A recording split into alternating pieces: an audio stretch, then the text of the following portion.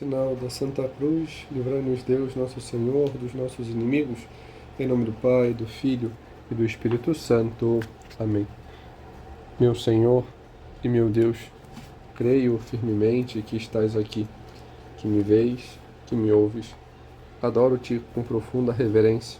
Peço-te perdão dos meus pecados e graça para fazer com fruto este tempo de oração. Minha Mãe Imaculada, São José, meu Pai e Senhor, meu anjo da guarda, intercedei por mim. Enquanto estavam a caminho, alguém disse a Jesus: Eu te seguirei aonde quer que fores. Jesus respondeu: As raposas têm tocas e os pássaros do céu têm ninhos, mas o Filho do Homem não tem onde reclinar a cabeça. A outros disse: Segue-me. Esse pediu: Permite-me que primeiro eu vá enterrar meu pai. Jesus respondeu: Deixa que os mortos enterrem seus mortos. Mas tu vai e anuncia o reino de Deus. Outro ainda disse: Eu te seguirei, Senhor, mas deixa-me primeiro despedir-me dos de minha casa.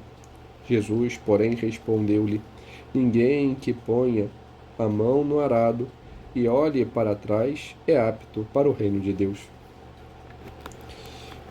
O Senhor, Ele nos chama, Ele nos convida, Ele nos propõe este seguimento a Ele. Ele quer que nos unamos a Ele, quer ser o centro da nossa vida, né? Quer esta união íntima, este ato de transformação, quer que retornemos ao rumo, que permaneçamos no caminho, né? Mas para isso é necessário que queiramos, é necessário querer seguir, ouvir a voz daquele que nos chama e nos empenhar em corresponder, né? Em buscar seguir este caminho, né? Reta e fielmente, reta e fielmente. E assim, vemos no Evangelho que às vezes se coloca empecilhos, se coloca coisas, tem condições, mas quando se quer de verdade, quando se empenha, quando se busca, aí se consegue, né? E é necessário, né? É necessário que queiramos de verdade, de fato. Estamos nessa série de meditações formativas sobre a centralidade de Cristo. Então, diante disso, já vimos na primeira meditação, né, que Deus nos chama e para isso é necessário a conversão, né, é necessário buscar a santidade com afinco. E neste caminho, né, existem uma enormidade de coisas, mas esse caminho de conversão ele implica numa coisa: conhecer. Conhecer a Cristo, e assim o fazemos quando estudamos, né? Entendemos o que é a igreja, estudamos o que a igreja nos diz, a sua doutrina, como mudar de vida, estudamos a vida de nosso Senhor Jesus Cristo, conhecemos Ele, né? Lendo a Bíblia, tendo contato, crescendo na espiritualidade, né? Conhecendo a vida dos santos, conhecendo mais os sacramentos, conhecendo aquilo que a fé nos diz, né? Ter força, ter verdade naquilo, conhecer, né? Para irmos à frente. Mas também devemos nos conhecer. E nos conhecemos quando fazemos o exame, quando nos deparamos como é que eu sou, né? O exame diário, né? Sabendo, olha, eu fiz isso de bom, isso de ruim, aquilo ali mais ou menos. E o exame, né, mais detalhado, mais apurado, né, que pega meio que o conjunto desses exames diários que vamos fazendo e coloca num todo, olha, eu fiz isso, eu fiz, né, ter a clareza dos meus atos, né, e buscar, né, a confissão, esse ato de emenda, também pela direção espiritual. E nesse ato de conhecer nós vamos vendo, né, nós vamos vendo e detectando: eu tenho essa fraqueza, eu tenho essas tendências, eu vejo, eu tenho esses vícios, tenho esses defeitos, porque eu vou me deparando com o que os outros dizem, né? Eu vejo que está arraigado ainda estes pecados. E isso em nós, a gente vai detectando e é necessário um caminho de conversão, um caminho de mudança, como apresentávamos antes. Mas, ao mesmo tempo, este caminho de mudança, ele faz com que olhemos para a nossa fraqueza e entendamos o porquê nosso Senhor nos chama. Para que nosso Senhor nos quer. E às vezes, quando nos deparamos com essas nossas fraquezas, vícios, defeitos, pecados, pode acontecer que se tenha um choque. Um choque de realidade diante da nossa fraqueza, da nossa miséria, né? E esse choque, quando ele é real, ele é verdadeiro, quando a gente se depara com ele, entendendo os erros, então a gente sai da síndrome do mundo. E o que é a síndrome do mundo? Né? É este ato de achar que as coisas, né, é ver os defeitos, né, em um sentido acomodado, né? Esse é o principal, né? Como ver isso, né? Como vermos esta distorção, né? Este ato de um elogio aos defeitos, né? De engrandecer os defeitos. Ouvi certa vez de um padre alguns pontos, um deles de um formador que tive no seminário, e vejo que esse conjunto, né? Essa distorção é o ato de acharmos que somos os reis da cocada preta, o último biscoito do pacote, o último pequi de Goiás. Esse, uma das frases, né, costumeiras de um formador que tive. A última Coca-Cola do deserto. E esse ato de engrandecimento, ver, não, só que a gente não percebe que que a cocada preta tá preta porque queimou. Ninguém quer. Tá ruim. Né? O último biscoito do pacote, ele tá todo esmigalhado, todo esfarelado, não dá para comer. É farelo. O último pequi de Goiás, ele é o último e tá podre. Já foi, já tá passado. Não dá mais. E a última Coca-Cola do deserto, ela tá quente e sem gás. Então, esse ato da gente querer engrandecer, colocar um patamar, mas, olha, esse patamar não existe, isso é ruim. É um defeito, é para ser corrigido, é para ser mudado, não para ser engrandecido. Não para ter este ato de distorção e acomodar. Eu sou assim, então tá bom, porque assim é algo... Não, é algo ruim que eu devo mudar. E essa distorção, ela gera justamente as ideologias. Né? Mas existem outros dois atos que podem ocorrer quando nos deparamos com o nosso defeito. Primeiro é talvez uma depressão. O ato de olhar e se colocar para baixo. Né? Um ato vitimista do olhar para si como pequeno, frágil e não conseguir fazer nada. Um ato de paralisação das coisas. Um auto-rebaixamento. Uma certa estagnação e paralisia. A gente não pode ficar assim. Né? O ato de ver-nos, eles devem levar a que é o correto, uma atitude, um ato, né? Que é converter, mudar, né? Sair, né? Ter este propósito de mudança, de metanoia, como dizíamos na última meditação, né? Ter este ato de colocar um impulso, né? Voltar ao caminho certo. Né? E este ato de conversão ele é importante identificarmos os erros e sabermos como agir contra eles. Eu preciso saber qual é o meu defeito de modo concreto, não uma coisa etérea. Não posso falar, eu tenho muitos defeitos e lá.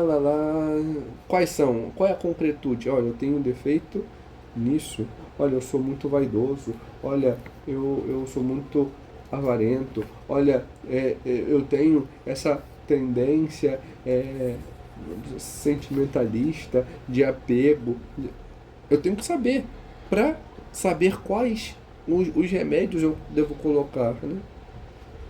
Quais são as raízes para que eu possa arrancar isso de mim. Mas algo que é próprio que vemos é que Deus nos chama. Nos chama e esse é um fato, né? Apesar desses erros, diante dessas circunstâncias, diante dessas localidades, Ele nos chama. Vemos isso, né, na passagem. Ele nos chama. Ele sabe que um é apegado, né, às coisas, e por isso nosso Senhor é claro, olha, o Filho do Homem não tem onde reclinar a cabeça, não vai ter coisas luxuosas, não vai ter comodidades. O Senhor chama, vem, segue-me. Ah, deixa que eu primeiro, isso aqui é o apego à família, é o apego às pessoas, eu colocar para depois porque tem a vontade disso, tem a vontade daquilo. Vai ficando para depois, coloca Deus em segundo plano, coloca o chamado em segundo plano, né? Aquele que o Senhor chama, fala assim, eu vou, só que depois, né? Primeiro eu vou ali, me despeço e tal. Não é para seguir. Para desse apego às famílias, às coisas, né? Deus sabe quais são os nossos apegos, quais são os nossos erros, quais são os nossos defeitos, né? Sabe quais são as nossas tendências e nos chama diante destas mesmas circunstâncias da vida, em meio às alegrias, às tristezas, a tudo. Diz São José Maria em uma de suas homilias, conservadas em A Cristo que Passa, esse livro que coleta algumas de suas homilias, né? No caso, a homilia Cristo presente no cristão, né? Conservada nesse A Cristo que Passa, no ponto 110. Deus nos chama através das vicissitudes da vida diária, no sofrimento e na alegria das pessoas com quem convivemos, nas aspirações humanas dos nossos companheiros, nos pequenos acontecimentos da vida familiar. Chama-nos também através dos grandes problemas, conflitos e tarefas que definem cada época histórica e que atraem o esforço e os ideais de grande parte da humanidade. Ele sabe quais são essas circunstâncias e nos chama em meio a elas. Chama-nos em meio a tudo isso. Mas Ele chama para que esteja para além. Ele sabe das nossas fraquezas, sabe, olha, eu sei que ele tem essa fraqueza, eu sei que ele tem essa tendência, mas eu quero ele. Ele vê a pessoa, ele vê o potencial de cada um. Ele conhece-nos mais do que nós mesmos.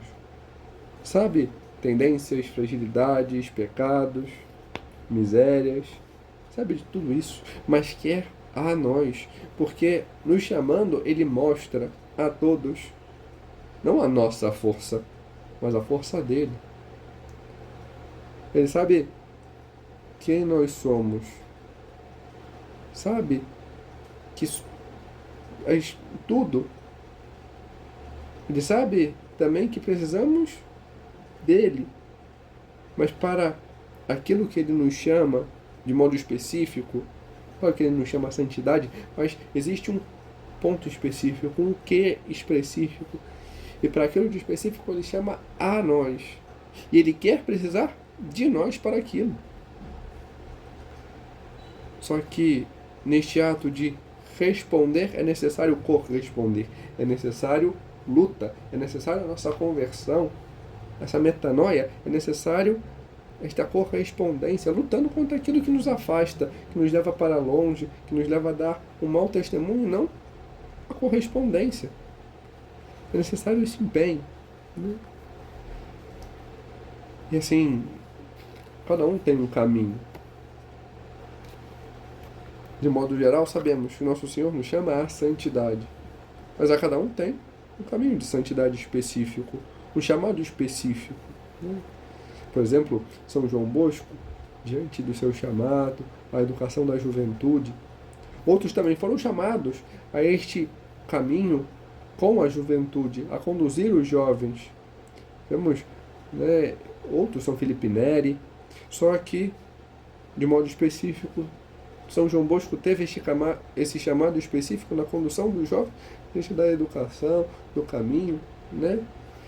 São Felipe Neri teve um outro caminho, também diante da juventude, e ambos como padres, né? Outros como padres, mas tiveram outro caminho, uma outra especificidade. Outros diante da vida religiosa, outros diante da vida secular, né? São José Maria teve seu chamado específico, né? E este propagar que todos nós somos santos e temos um caminho de santidade e de correspondência. E esta santidade, esta meta final, a qual todos somos chamados, que passa por este caminho, exige de nós luta. São José Maria nos diz, no ponto 312 de Forja, a santidade está na luta, em saber que temos defeitos e em tratar heroicamente de evitá-los. A santidade, insisto, está em vencer este defeito, mas morreremos com defeitos. Senão, já te disse, seríamos uns soberbos. Temos defeitos, temos erros, temos, né, e Deus sabe disso, e de certa forma se utiliza disso, permite isso para que não caiamos num defeito ainda maior, como a soberba, e nos chama o ato de responder e corresponder a Deus se dá diante das lutas, de lutar para não cairmos, evitarmos, mudarmos, nos convertermos, né? São Paulo mesmo diz, né, o espinho na carne tinha algo que ele tinha que lutar de modo constante.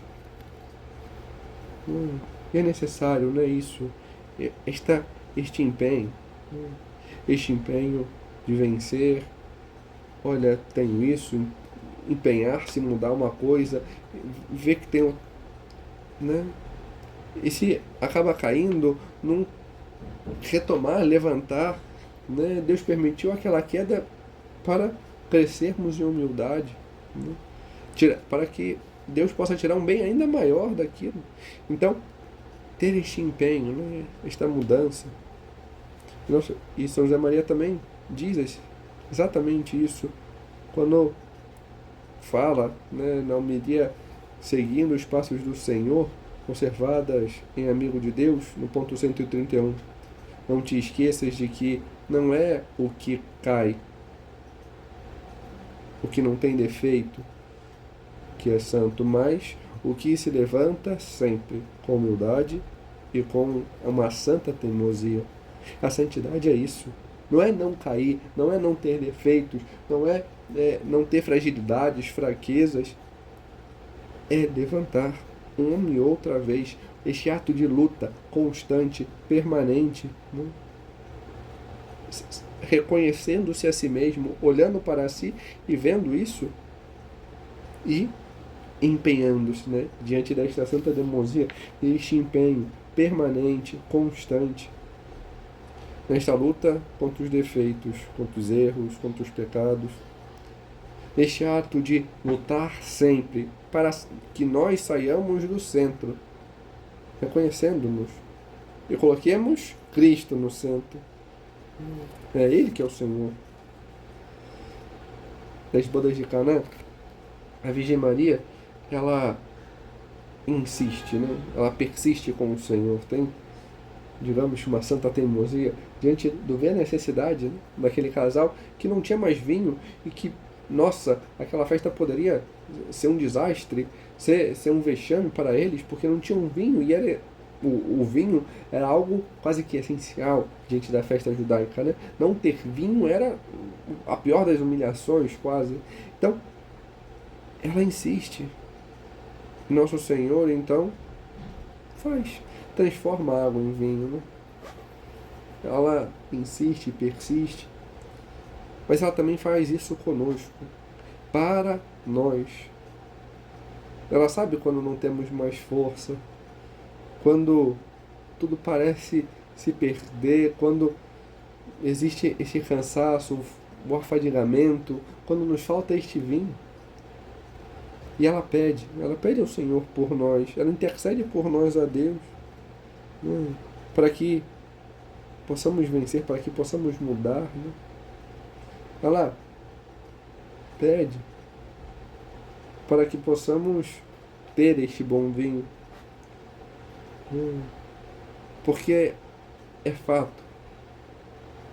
Nosso Senhor, Ele nos chama, apesar das nossas fraquezas, fragilidades, porque Ele sabe e Ele quer que nós saibamos que não somos nós que vencemos pela nossa força, pelas nossas capacidades, porque nós somos fracos, temos nossas fragilidades, não conseguimos, não sozinhos, mas Ele em nós. É isso que Nosso Senhor apresenta quando fala, né, na passagem do jovem rico, né? Volta-se para os apóstolos e diz: como é difícil que um rico entre no reino dos céus, como é difícil entrar no reino dos céus. Para o homem isso é impossível, mas não para Deus. Deus, Ele pode, e Ele nos dá a graça, Ele nos chama com os nossos defeitos, para que nos empenhemos em mudar. Ele chama o jovem rico a essa mudança, a essa transformação, chama esses jovens, né, como vemos no início dessa nossa meditação, a essa mudança, a esse mudar de hábito, a este ir para algo mais. Mas cabe a nós aceitar, abraçar, ter este empenho nesta mudança, né? Reconhecer os nossos defeitos, os nossos pecados e querer mudar de verdade. Deixar essa nossa fraqueza, né, ir para algo mais. Cooperar com a sua graça, né, querer este bom vinho e aproveitá-lo para que ele verdadeiramente haja em nós, para que ele entre em nós. Devemos aprender a cooperar, corresponder com a graça do Senhor, para que em nós ele vença. Este é o grande sentido. É assim que verdadeiramente colocaremos Ele no centro. Colocamos Cristo no centro quando temos esta noção, quando compreendemos esta verdade de que não somos nós. Quando entendemos que, olha, eu sou limitado, eu sou fraco, eu não consigo por mim mesmo, mas com Deus eu posso. Por isso que os santos, eles tinham este empenho, né? Este empenho, né, na constância, né, da oração, na constância, né, da confissão, né? São José Maria insiste, né, por vezes, no máximo 15 dias, mas existindo talvez toda semana, se confessar. Para quê? Para se converter, para mudar. Mas não cometi nenhum pecado mortal. É mais do que isso, a confissão. A confissão nos dá uma graça especial, particular, para que possamos vencer pecado. Ela restitui a graça perdida pelo pecado, sim, mas ela nos dá uma graça para irmos além, para não chegarmos a cair. Né? Então, ter isso, né? Fazer este exame de consciência apurado, olha, isso. Às vezes tem coisas passadas que foram esquecidas, trazer e apresentar, para ir arrancando. Nosso Senhor vai trabalhando para que Ele possa ir arrancando, né, aquilo que ficou, as pequenas poeirinhas da fresta, pequenas coisas que podem ser as raízes disseminadas, e Ele quer arrancar tudo. É fato que, como São José Maria apresenta em Forja, né, vamos morrer com defeitos. Ainda teremos. Mas a gente deve saber aproveitar santamente isso. A gente vai ter que lutar até o último dia, né, para corresponder ao Senhor. Então, aproveitar, né, aproveitar essas coisas, aproveitar aquilo que Cristo permite para que possamos estar com Ele, para vermos que não somos nós, não sou eu, é Cristo. Esta é a nossa luta, né? É para nos cristificar, é para... Esse é quase que um sinônimo de santidade, a cristificação, ter esta união tão íntima, né? Que possamos transparecer, né?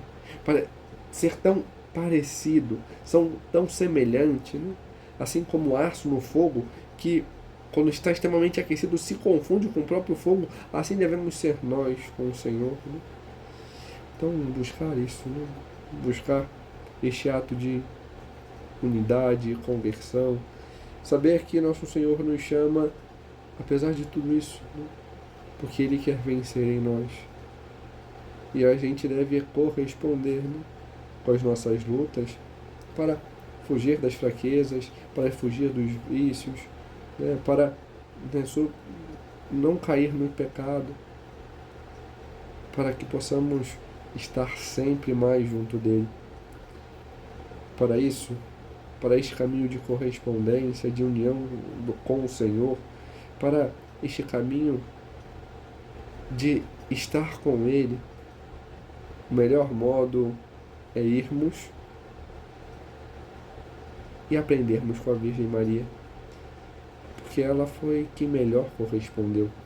Ela é a cheia de graça, ela é a mãe de Deus e nossa, ela é aquela que em tudo correspondeu de modo perfeito ao Senhor. E ela intercede por nós. E a gente tem que saber disso, abraçar essa verdade. Ela intercede por nós para que, quando o nosso vinho acabar, Deus possa nos conceder o seu vinho, o bom vinho, o vinho melhor, para que, com a graça dele, com as forças dele, possamos, com a força que vem dele, possamos, então, diante da estação de Cristo em nós, corresponder a Ele como Ele quer. Mas ela também não só pede o vinho para nós, como ela nos conduz. Ela nos conduz a esta correspondência, ela nos ensina a corresponder do melhor modo a graça que o Senhor nos dá. Por isso, devemos ir a ela. Ela é o melhor caminho, o caminho mais seguro para irmos a Deus. Vamos a ela, para que com ela aprendamos a isso, né? A fazer aquilo que Ele diz, a corresponder firme e fielmente ao Senhor. Dou-te graças, Senhor, pelos bons propósitos, afetos e inspirações que me comunicaste neste tempo de oração. Peço-te ajuda para os pôr em prática. Minha Mãe Imaculada, São José, meu Pai e Senhor, meu anjo da guarda, intercedei por mim.